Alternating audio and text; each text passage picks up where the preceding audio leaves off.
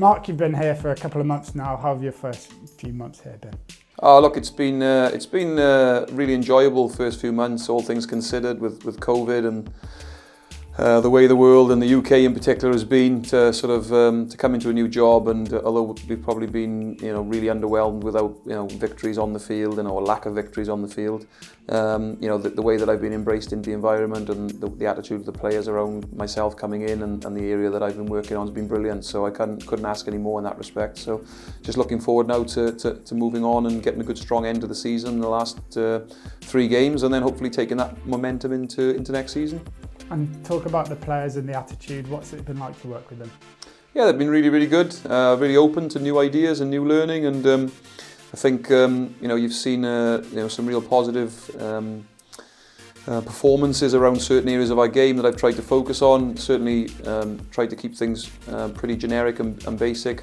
Coming in midway through a season, having no pre-season, so haven't tried to sort of overload the players with too much information. But there's a couple of areas that have gone really well for us around our kicking game and getting the ball back. And we've defended really, really well in lots of games against some top quality outfits. And they've probably been overshadowed with 1 or 2 poor performances, but generally, the boys have applied themselves pretty well.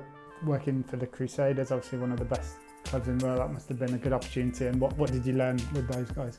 Yeah, it's a terrific opportunity, and one that I've look back on with fond memories. Really, really enjoyable time of life, both on and off the grass. Family really enjoyed it out there, although the young fellas found it difficult at certain times. Been such a long way away from home, but in terms of the Crusaders and Canterbury, they were brilliant teams to work for.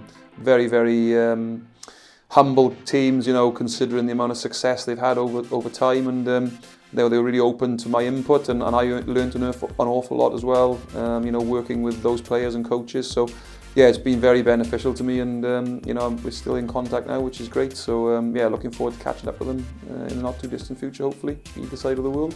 You're moving over to attack coach next year. Just tell us a little bit about that move and what you're hoping to achieve with the back line.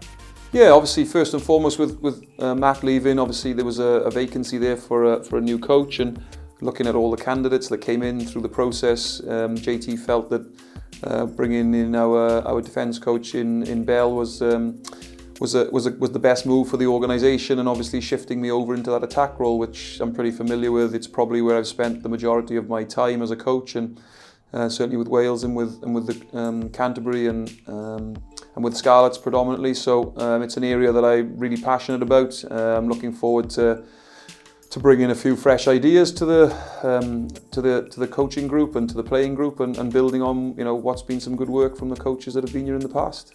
And finally, a chance to play in front of some fans in these last couple of games, and be really looking to put a show on for them.